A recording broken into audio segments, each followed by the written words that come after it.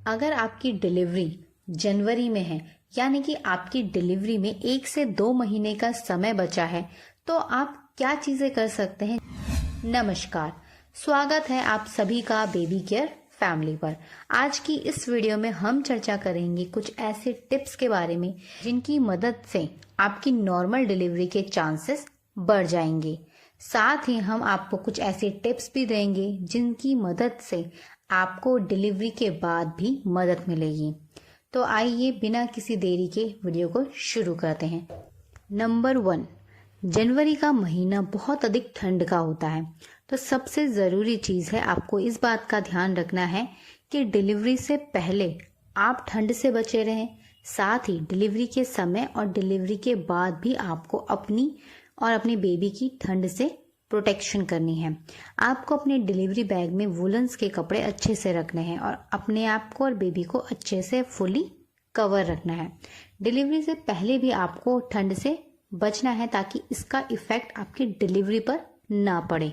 Number 2, delivery के समय आपको डरना नहीं है और घबराना नहीं है। डिलीवरी के समय होने वाला दर्द, जिसे लेबर पेन्स कहा जाता है, इसकी आपको सही जानकारी रखनी है ताकि डिलीवरी के समय आप डरे ना, घबराएं ना और डिलीवरी का जो लेबर पेन है वो शुरू होने पर सही एक्शन ले सकें। लेबर पेन 2 टाइप के होते हैं, एक होता है फॉल्स लेबर पेन और एक होता है true labour pain. False labour pain वो होता है जो हल्के हल्के आएंगे और बहुत देर देर में शुरू होते हैं। ये दर्द पीठ से होता हुआ पेट की तरफ आता है और पेट कड़क हो जाता है। ये होते हैं लेबर पेन्स। नकली आपको हल्के होंगे, बहुत देर देर में होंगे। जो ट्रू लेबर पेन्स होते हैं, यानी कि असली लेबर पेन्स जिनके बाद डिलीवरी बहुत ही जल्द हो जाती है, उनमें जो आपका दर्द है वो बहुत अधिक होगा और हर 1 मिनट में आपको 1 से 2 लेबर पेन्स महसूस हो जाएंगे। जब आपको ये दर्द महसूस हो तो आपको देरी नहीं करनी है और तुरंत डॉक्टर के पास जाना है। नंबर 3, सबसे ज़रूरी चीज़, अगर आप चाहती हैं कि आपकी डिलीवरी नॉर्मल हो तो आपको एक बात का ध्यान रखना है कि आपको डरना नहीं है और घबराना नहीं है। जब भी हम डरते हैं, घबराते हैं, तो हमारी मसल्स में टेंशन पैदा होती है, हमारी मसल्स सिकुड़ने लगती हैं, जिससे नॉर्मल डिलीवरी में आपको कठिनाई होगी। आपकी मसल्स अगर फ्लेक्सिबल नहीं होंगी तो इससे आपकी नॉर्मल डिलीवरी में परेशानी आ सकती हैं। इसलिए आपको रिलैक्स रहना है और डरना नहीं है। इसके लिए आप योगा का सहारा ले सकती हैं, मेडिटेशन कर सकती हैं, वॉक कर सकती हैं। जिस भी चीज़ से आपको खुशी मिलती है वो काम कर सकती हैं। बुक रीडिंग कर सकती हैं अपने आप को शांत रखने के लिए। म्यूज़िक सुन सकती हैं, कुछ अच्छी स्टोरी सुन सकती हैं। जिन भी चीज़ों से आपका माइंड शांत होता है वो चीज़ें आपको करनी चाहिए। बहुत सारी स्टडी ये चीज़ साबित करती है कि अगर महिला बहुत अधिक डरी हुई है, वो बहुत ज़्यादा घबरा रही है नॉर्मल डिलीवरी को लेकर, तो उनकी नॉर्मल डिलीवरी के चांसेस कम हो जाते हैं। इसीलिए आपको मेंटली प्रिपेयर रहना है, डरना नहीं है, घबराना नहीं है, लेबर पेन की सही जानकारी रखनी है। नंबर 4, अगर आपकी डिलीवरी में 1 से 1.5 महीने का समय है तो आप अपनी डाइट में खजूर को शामिल कर सकते हैं।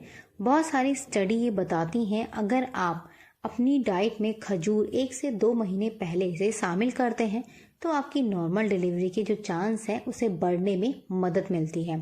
तो अगर आपकी डिलीवरी में समय है तो आप अपनी डाइट में खजूर ज़रूर शामिल कर सकते हैं।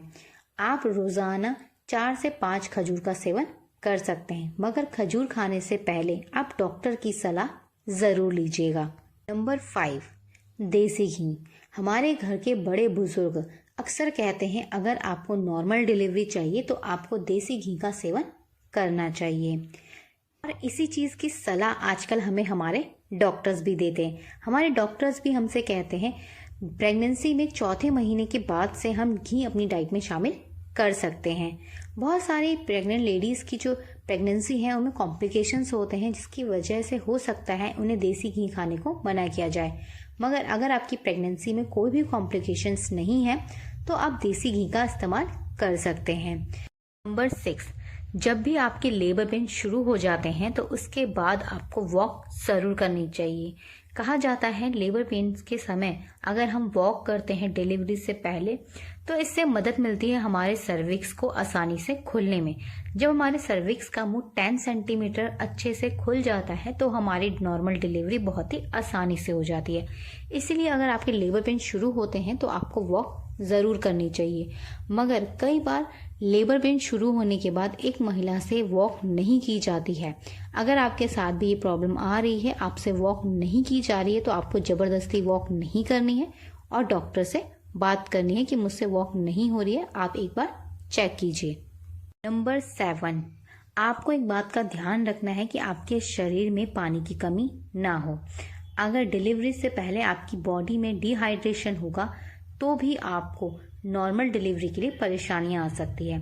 इसीलिए आपको ध्यान रखना होगा कि आपके शरीर में पानी की कमी ना हो। लास्ट के टाइम पे हमें कॉन्स्टिपेशन बहुत ज़्यादा हो जाता है, तो आपको हल्की डाइट लेनी है, ऐसी डाइट लेनी है जिसमें लिक्विड ज़्यादा हो।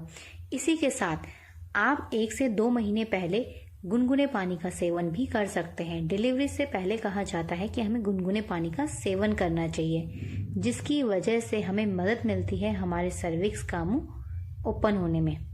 इसी के साथ आपको गुनगुने पानी से नहाना भी चाहिए। इससे भी आपको नॉर्मल डिलीवरी के लिए सर्विक्स को फ्लेक्सिबल बनाने में मदद मिलती है। नंबर 8, आपको इस बात का ध्यान रखना है कि अगर आप अपने बच्चे को ब्रेस्ट फीडिंग कराते हैं तो ब्रेस्ट फीडिंग से जुड़ी हुई सारी जानकारी आपको डिलीवरी से पहले रखनी चाहिए कि अगर ब्रेस्ट फीडिंग में हमें प्रॉब्लम आएगी तो हमें क्या क्या चीज़ करनी चाहिए और ब्रेस्ट मिल्क को बढ़ाने के लिए हमें क्या क्या चीज़ें करनी चाहिए। साथ ही निप्पल स्टिमुलेशन एक ऐसी एक्सरसाइज होती है जिससे आपको आपके सर्विक्स का मुंह ओपन करने में भी हेल्प मिलती है, साथ ही अपने ब्रेस्ट मिल्क सप्लाई को स्टार्ट करने में भी हेल्प मिलती है। तो आप इसका इस्तेमाल भी कर सकते हैं, इसके बारे में जानकारी इकट्ठा कर सकते हैं और अपने आप को ब्रेस्ट फीडिंग के लिए भी रेडी कर सकते हैं। नंबर 9, बहुत बार देखा गया है कि डिलीवरी के बाद बहुत सारी महिलाओं को डिप्रेशन का सामना करना पड़ता है। इसका सामना आपको ना करना पड़े, इसके लिए आपको कुछ बातों का ध्यान रखना होगा। डिलीवरी का समय पास आते ही आपको डरना नहीं है और डिलीवरी के बाद भी आपको अपना ध्यान भी रखना है, साथ ही अपने बच्चे का ध्यान भी रखना है, क्योंकि आपका बेबी आपके ऊपर ही डिपेंडेड है। बच्चे का ध्यान माँ से ज़्यादा और कोई अच्छे से नहीं रख सकता, इसीलिए आपको बच्चे का ध्यान भी अच्छे से रखना है, साथ ही आपको अपने ऊपर भी ध्यान देना है। आपको दिन में रेस्ट ज़रूर करना है, क्योंकि बेबी के आने के बाद रात को रेस्ट अच्छे से नहीं हो पाता है। इसलिए आपको अपना ध्यान भी रखना है। कुछ ऐसी चीज़ें खानी है जिससे आपकी रिकवरी और आपकी हीलिंग जल्दी से हो सके, जैसे डिलीवरी के बाद गोंद के लड्डू खाए जाते हैं, ड्राई फ्रूट्स खाया जाता है, हलवा खाया जाता है। आप ऐसी चीज़ें अपनी डाइट में शामिल कर सकते हैं। देसी घी को अपनी डाइट में शामिल कीजिए। दूध और दूध से बने हुए प्रोडक्ट, प्रोटीन वाली चीज़ें लीजिए। दालें खाइए आप ज़्यादा से ज़्यादा, दलिया लीजिए, आप हरी सब्जियां लीजिए और अच्छी सब्जियां खाइए जिससे आपके शरीर में हीलिंग हो और आपकी रिकवरी अच्छे से हो। अगर आप अपना ध्यान अच्छे से नहीं रखेंगी तो डिलीवरी के बाद आपको बहुत सारी प्रॉब्लम्स का भी सामना करना पड़ सकता है। इसीलिए बेबी के आने के बाद बेबी के साथ साथ आपको अपना ध्यान भी रखना है।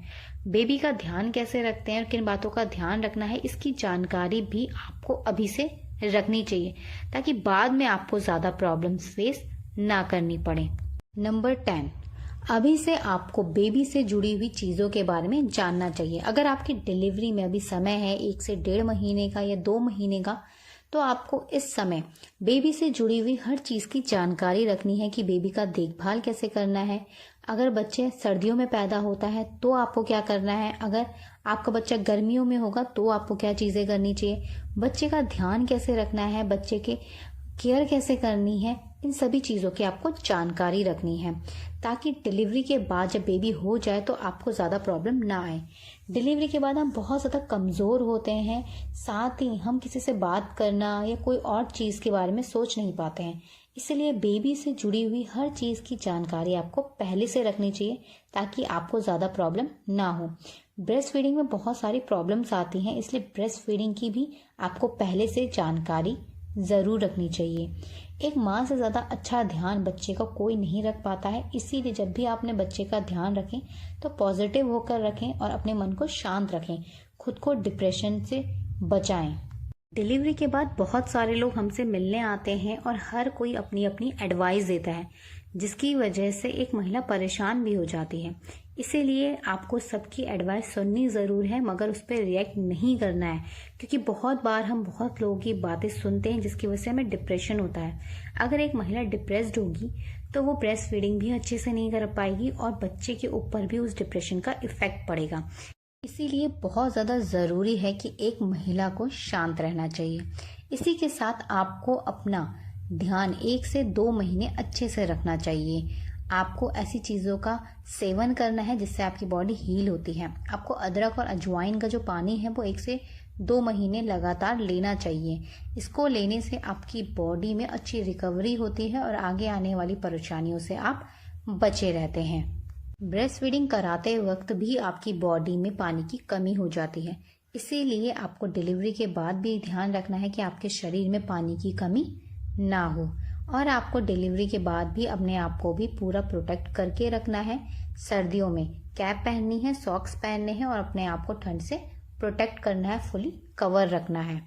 आशा करती हूँ हमारी इस वीडियो से आपको मदद ज़रूर मिली होगी। तो प्लीज़ इस वीडियो को लाइक कर अपने दोस्तों के साथ शेयर ज़रूर कीजिएगा।